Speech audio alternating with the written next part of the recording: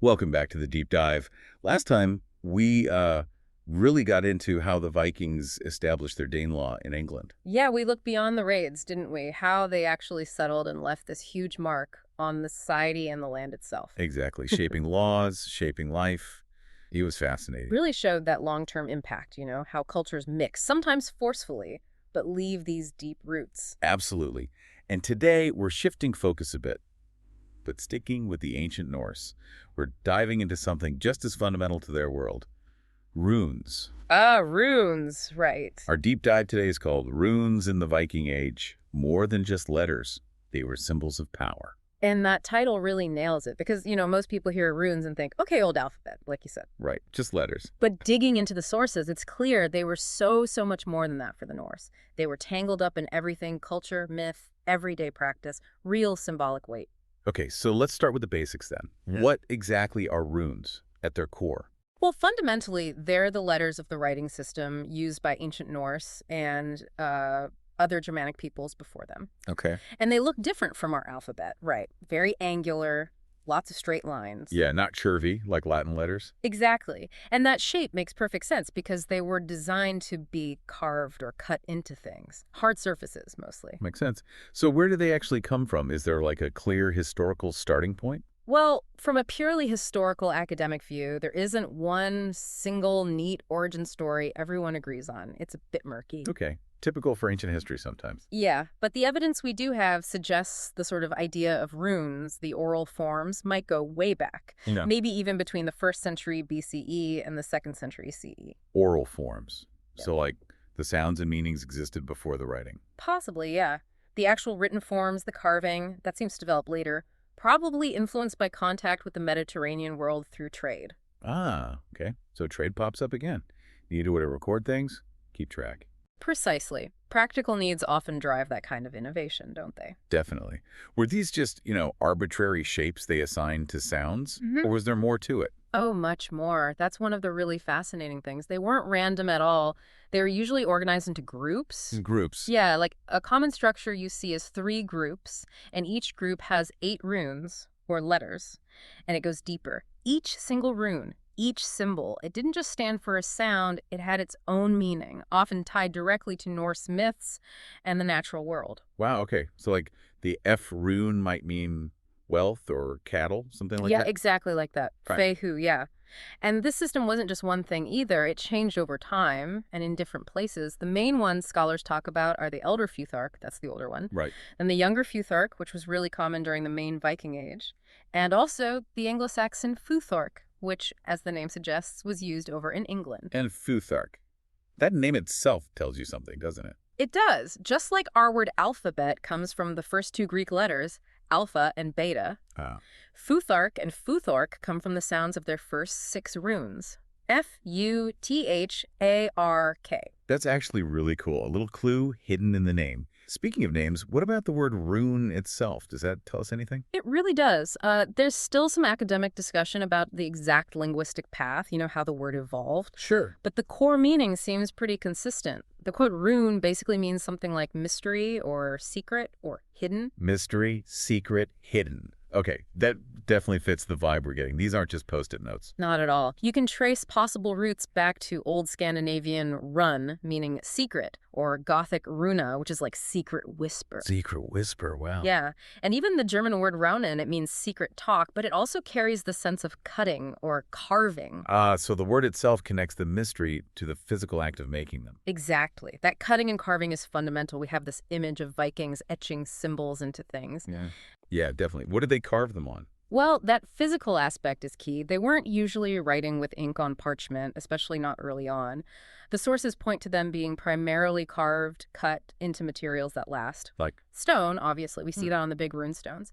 But also wood blocks, pieces of bone, sometimes metal objects, even antler, things you had to physically work to mark. Right, you're putting effort, energy into creating the symbol. You are. And that physical act, combined with the meaning, it leads us straight into the connection with Norse mythology, because this wasn't just seen as a human invention. No, this is where Odin comes in, right? The All-Father. Precisely. The myths credit Odin himself with discovering or maybe creating the runes, bringing their wisdom to gods and humans. But it wasn't easy. He didn't just stumble upon them. No, it's that intense story of suffering for knowledge, isn't it? It really is.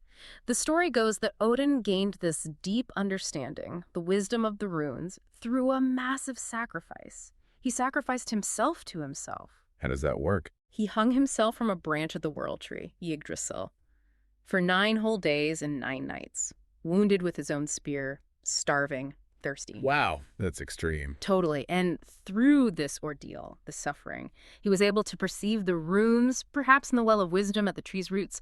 But it came at a cost. He also sacrificed one of his eyes to gain that deeper sight. Losing an eye for wisdom. It's a powerful image, a recurring theme. It underlines that Norse idea that true knowledge, real power, often demands a significant personal price. You have to give something up. So that origin story just elevates the runes beyond simple letters. They're imbued with Odin's sacrifice, his divine revelation. Absolutely. They carry that weight. And because of this story, runes weren't just seen as an alphabet. They were considered, well, a form of natural magic. Natural magic. Yeah, connected to the world around them, the seasons, the forces of nature. They were believed to hold power, to offer insights, even prophecy. It wasn't just intellectual. It was tied to the spiritual and physical world. Okay, so this magical aspect wasn't just theoretical. It had practical uses in daily life, especially thinking about the Viking Age. Warriors. Oh, definitely. Right. The sources give us some really vivid examples, like imagine a warrior's sword. Okay. Carving specific runes onto the blade wasn't just, putting your initials on it. It was believed to actually empower the weapon. Empower it how? Make the warrior stronger in battle, make the sword bite deeper, inflict more pain, cause more death to their enemies. You're literally etching magic onto your steel. That is an incredibly potent idea. Wow. It really is. And it wasn't just warriors. We hear about rune casters or magicians. They'd carve runes onto their tools, maybe for healing or crafting. And sometimes to properly activate the runes to unlock their power, they'd perform little rituals, maybe sprinkling the carved runes with blood. Blood activation. Okay, that really pushes it into ritual magic territory. It does. It suggests this need for, consecration. Connecting the symbol to life force to make it work. The carving gives it form, the ritual gives it power. So beyond putting power into objects, runes were also used to get information out of the world, right? For divination. Yes, that's another huge aspect. They were used a lot for mystical insight, for divination. People would carve runes onto small objects, wood chips, stones, bones, maybe pieces of hide, even crystals or metal pieces. And then what? Cast them like dice? Sort of, yeah. Or draw them from a bag. The idea was to use them to gain insight into a situation or glimpse the future. But it wasn't just like a magic 8-ball yes-no. No, much deeper. Remember, each rune had its own specific meaning, tied to Norse culture and beliefs. So when you cast or drew them, the combination of runes, their positions maybe, would tell a story, offer guidance based on those inherent meanings. It was about interpreting patterns. Okay, that makes sense.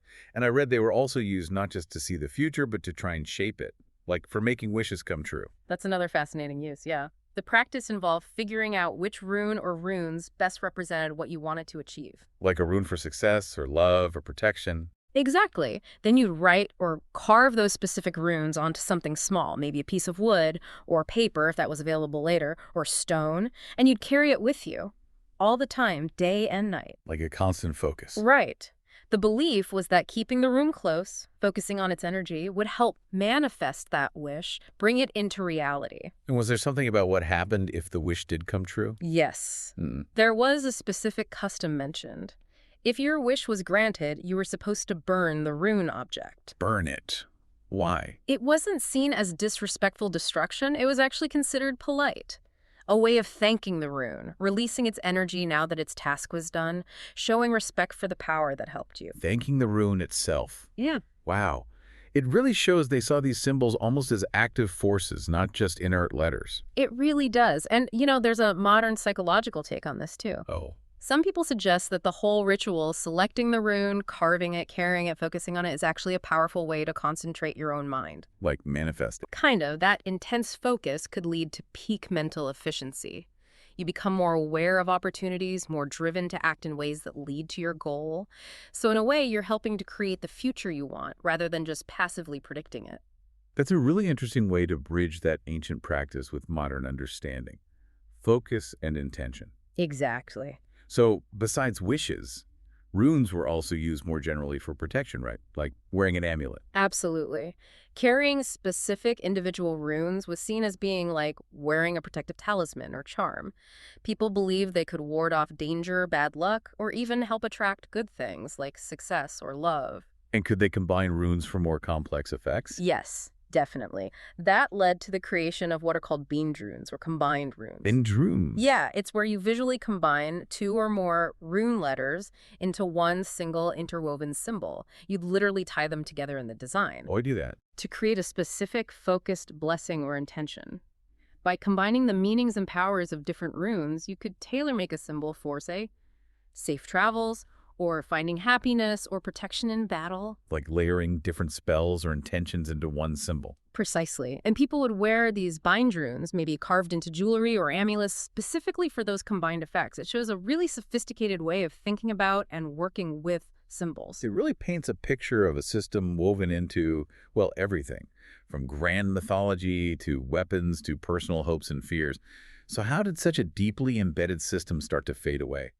Well, it was a gradual process tied closely to the spread of Christianity into Northern Europe. For a while, especially as Norse people settled in places like England, you actually saw runes and Christian symbols kind of coexisting. A mix. Yeah, for a time. But eventually, the rising power, the church, rejected that mixture. Was it just about preferring the Latin alphabet? Or was it more ideological? Oh, it was definitely more ideological. The sources suggest the Catholic Church actively worked to eradicate rune use. Eradicate. Why? Because runes were so fundamentally tied to the old pagan beliefs. To convert people fully to Catholicism, they needed to dismantle the existing belief system. And runes were a powerful, visible part of that pagan identity. Suppressing runes was a way to suppress the old ways, the old gods. They were seen as pagan and therefore suspect or even dangerous. So getting rid of the script was a tool for religious conversion. That seems to be a major factor, yes. The historical timeline shows this shift. Latin letters start to really take over from runes in everyday use around the 11th century, right as Christianity is becoming dominant in Scandinavia. Can you walk us through that timeline again, just the key points? Sure. So we think the idea or oral forms might be ancient, maybe 1st century BCE to 2nd century CE. The earliest actual carved rune we've found is much later, like 8th century CE. Okay. Then the big shift towards Latin starts around the 11th century with Christianity's spread.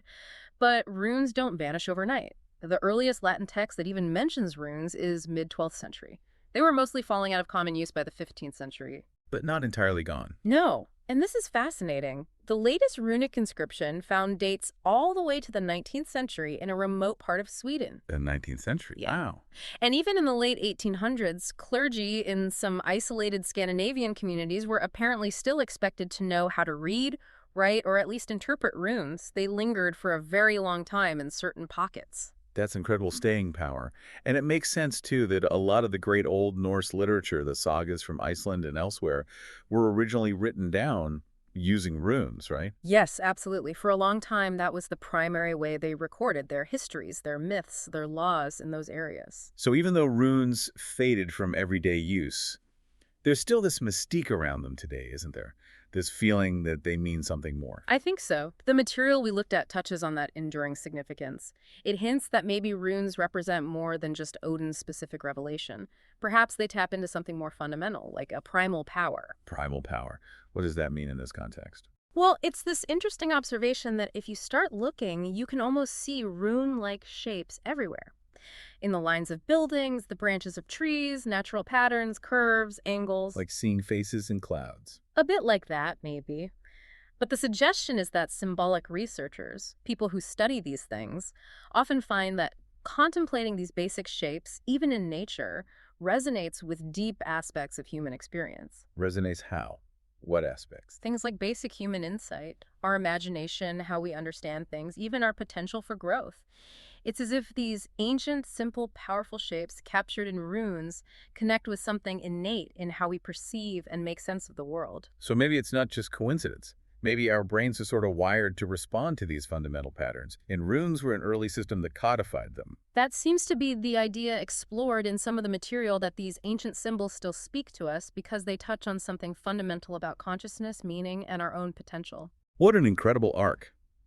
From these angular marks cut into stone, linked to divine sacrifice, used to empower swords and divine the future, then suppressed by a new faith, yet somehow lingering, still sparking this sense of mystery and connection today. They really were just woven into the entire tapestry of Viking life, weren't they? From the most practical to the most deeply spiritual. It really leaves you wondering, doesn't it? How do symbols from these ancient cultures, born from such different beliefs and practices, still resonate so strongly? What is it about these shapes that continues to capture our imagination? Definitely something to think about. It's a deep question about symbols and the human mind. Indeed. And speaking of things that resonate across time, our next deep dive connects directly back to the Vikings in England, but through a different lens. Language. The linguistic legacy. Exactly. We're going to explore how the Norse language fundamentally changed English. Its grammar, its vocabulary, from the Danelaw right up to the words you and I are using now. The title is English Hides Viking DNA, How Norse Language Forever Changed English Grammar and Vocabulary, from the Danelaw to modern times. Sounds fascinating, tracing those linguistic threads back. It should be a great exploration. So make sure you join us next time as we dive into how the Vikings didn't just change the map of England, they changed the very words we speak. Until then, keep exploring. And keep diving deep.